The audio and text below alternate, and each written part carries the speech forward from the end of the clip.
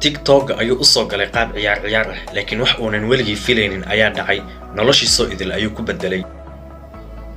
waxaa lagu magacaabaa Khaby Lame. haddii aad TikTok isticmaasho wax badan muuqaaladiisa waa aad daawatay. 21 sano jir ka soo jeeda waddanka Senegal, haddana waxa uu sharci ka haystaa kuna nool yahay waddanka Talyaaniga. waxa uu TikTok la yimaaday fikrad iyo hal abuur ayna cidna uga horeynin. waxa uu TikTok ku soo biiray sanadkii tagay ee 2020 waliba waqtigii lagu jiray lockdown-ka, isagoo ay ka ahayd waqtiga iskaga dhumi.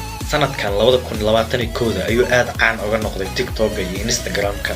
hadda waa milyaneer lacagtiisa ugu badan ka sameeyay fiidiyoyaasha soo galiya TikTok. lacagtiisana waxay kor u dhaafaysaa $2 ilaa $3 milyan.